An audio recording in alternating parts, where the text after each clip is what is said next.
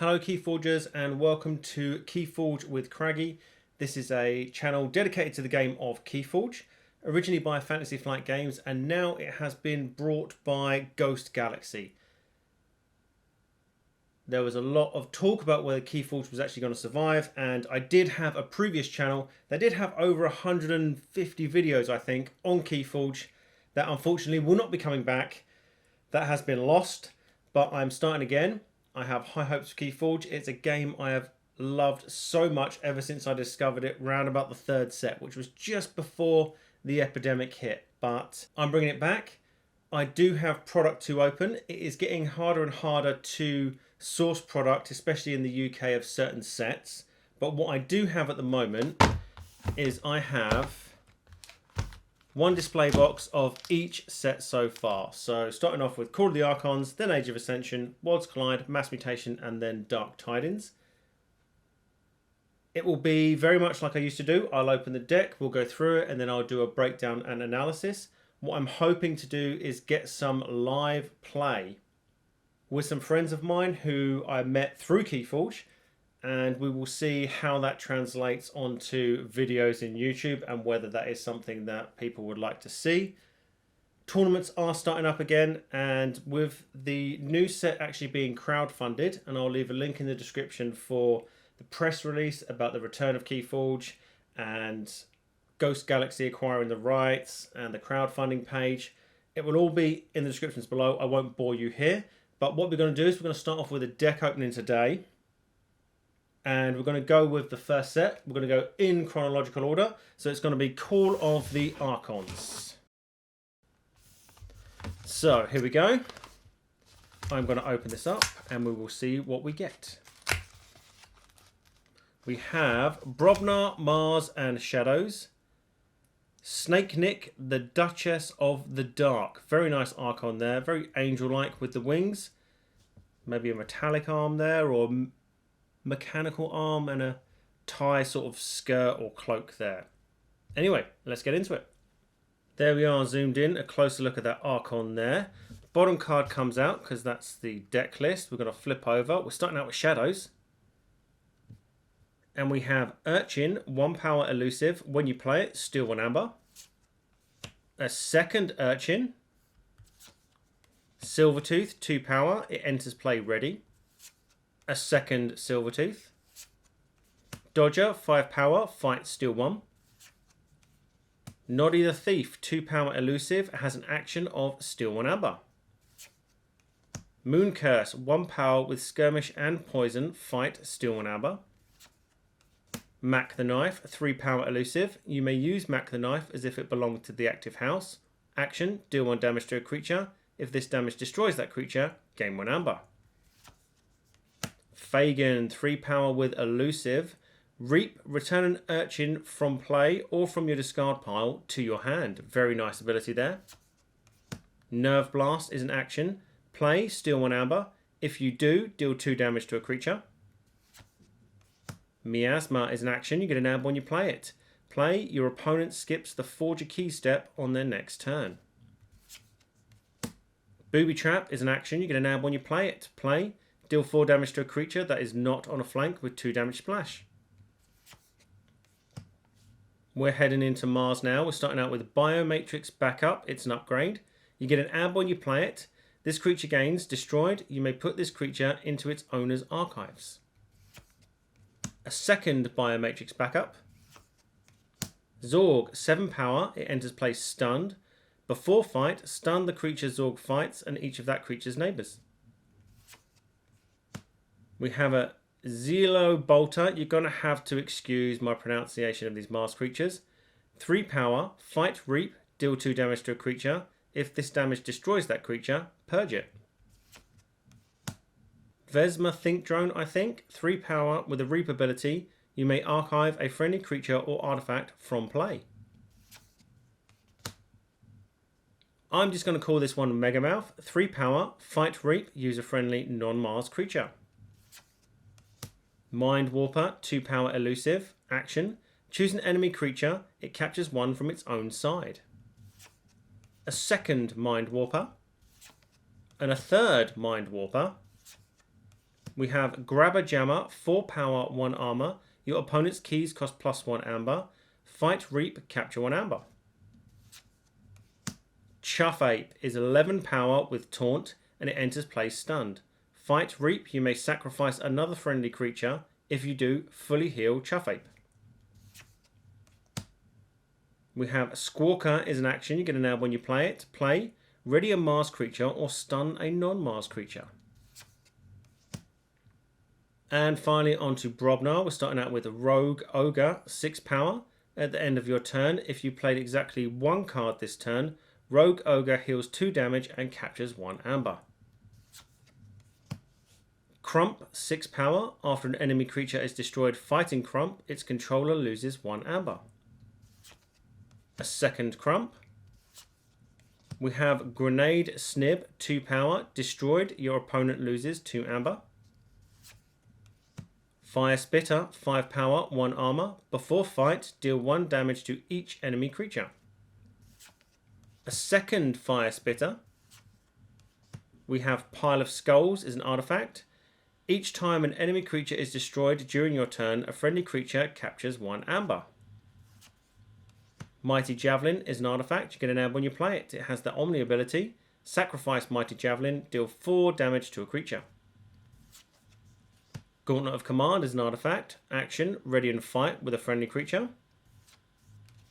Tremor is another action. Play, stun a creature and each of its neighbours. Coward's End is an action. Play, destroy each undamaged creature, gain 3 chains. And a second Coward's End. So there we go. I really like the shadows. I saw so much steel and there does look like a lot of direct damage in that Brobnar. Let's have a closer look. Okay, just a quick note about how we're going to do deck reviews on this channel going forward. We're going to look at the basic, what's called the AERC. So that's the 4 main things that decks of Keyforge look for as well when they come to analysing a deck. So you've got the A, which is Amber Control, the E, which is Expected Amber, the Artifact Control, which is R, and then Creature Control, which is C. So we'll do those 4 things first, then we'll have a look at some efficiency, speed, recursion, disruption, and then any combos that we find. Quick breakdown is there's only 6 printed amber in this deck, so 6 amber pips on cards. We have 7 actions. There are a huge 24 creatures in this deck with 3 artifacts and 2 upgrades. If we start out with Amber Control, it's a lot. This deck is very good at controlling the amount of amber that your opponent has. We'll start with Brobnar. We have Pile of Skulls. It's the artifact. Each time an enemy creature is destroyed during your turn, a friendly creature captures 1. Now capturing's great. It means our opponent cannot use that amber to forge their key, but unless we have some way of taking it off our creatures, either putting it back into the common supply or into our own pool, it's pretty much a stall. But with the amount of creatures that we've got in this deck, having that artifact in play does mean that there is a very high possibility that we will be capturing quite a lot of amber. We have the Grenade Snib, 2 power destroyed. Your opponent loses 2 amber. We do have ways of destroying our own creatures, but also we're probably going to want to fight with it because if we do, we can still activate the Pile of Skulls and capture onto another creature. We have 2 Crump, 6 power, so big creatures, and after an enemy creature is destroyed fighting Crump, its controller loses 1 amber. So if you've got that Pile of Skulls in play, we fight into a creature and it's destroyed and Crump survives. Its controller loses 1 and then we'll capture 1 onto another creature with the Pile of Skulls. The Rogue Ogre is a little different. 6 power. At the end of your turn, if you have played exactly 1 card this turn, Rogue Ogre heals 2 damage and captures 1. It's not a great effect because in Keyforge, the majority of the time, you're going to want to play most of the cards in your hand. You've probably called the house where you've got most of the cards in your hand. Otherwise, you've just called your house where you have the majority of artifacts and creatures on the board and you're going to use them that turn. Into Mars, we have Grabber Jammer, 4 power, 1 armor. Our opponent's keys cost +1, so raising our opponent's key cost, always good. And it has a Fight Reap ability of capture 1 amber.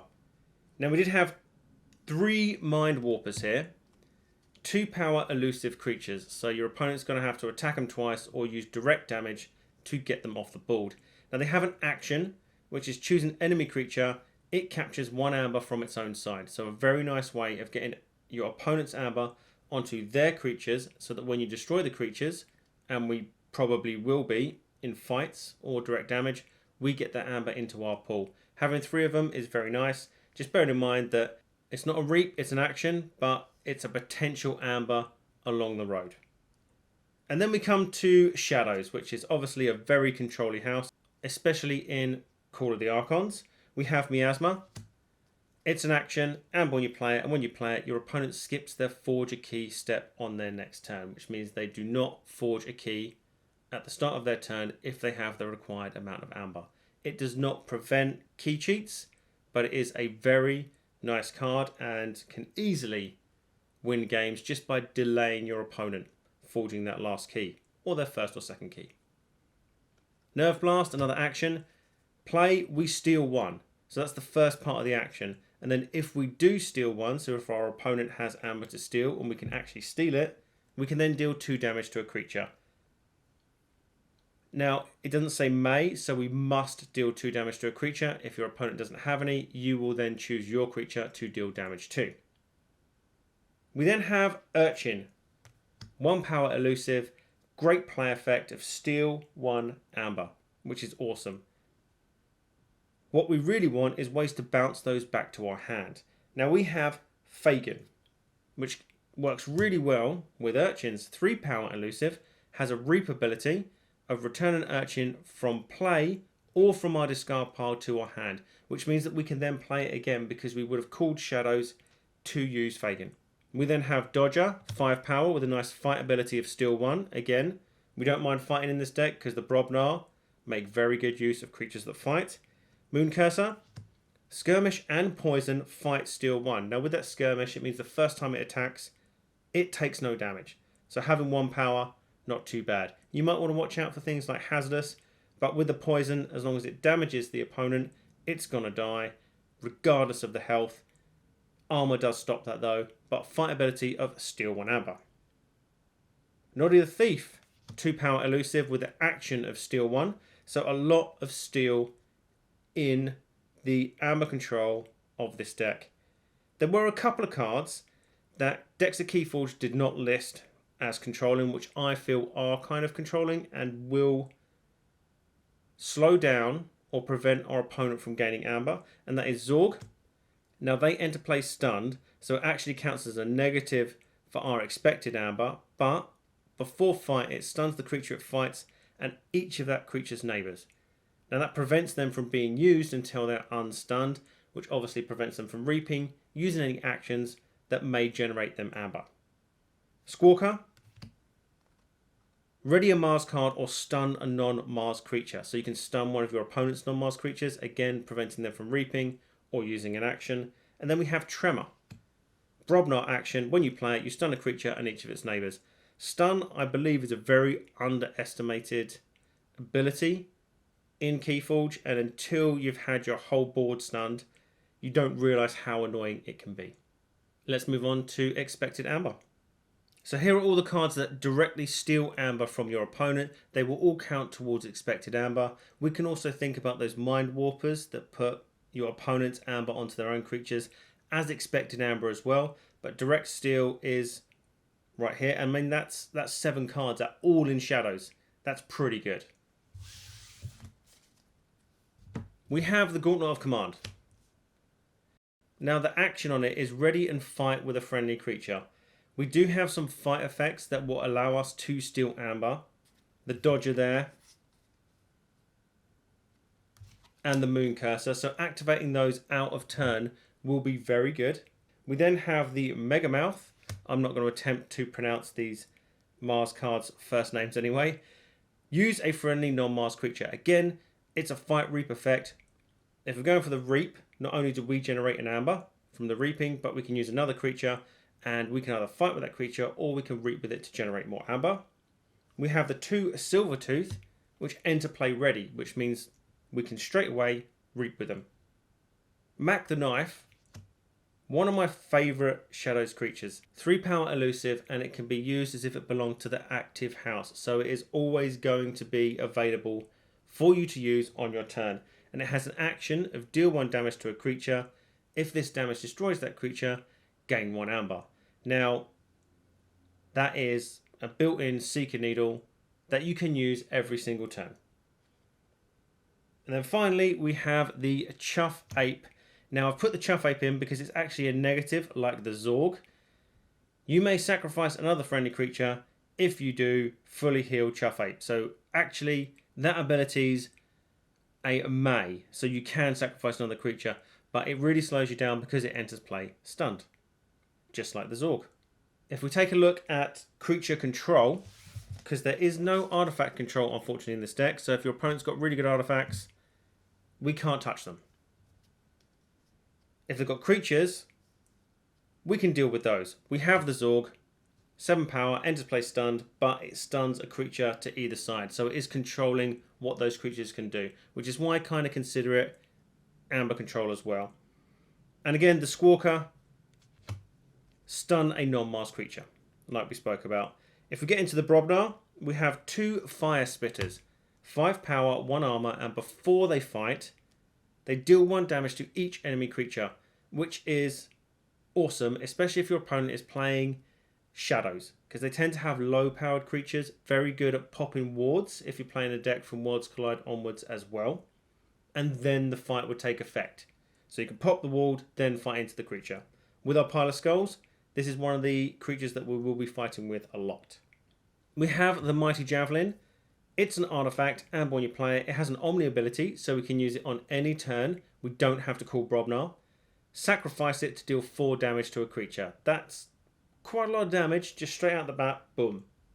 And then we have 2 Coward's End. Coward's End is a card that I'm a bit meh about, purely because you destroy each undamaged creature, and then you gain 3 chains. So if your opponent's creatures are all damaged because you've used something like Fire Spitter, it's not really worth getting the 3 chains just to take out some creatures that may be undamaged, and it does affect you as well. And with the Fire Spitters, it is kind of a bit of anti-synergy in there because you can't deal 1 damage to all your creatures. We have the Bolter in Mars.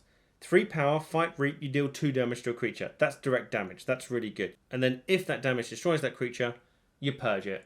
Quite good because you can Reap, gain an amber, and then deal 2 damage. In Shadows, we have the Booby Trap. Action, and when you play it, deal 4 damage to creature that is not on a flank with 2 damage splash. Very good for getting around taunts, little elusive creatures that maybe we can't attack into with our Brobnar board.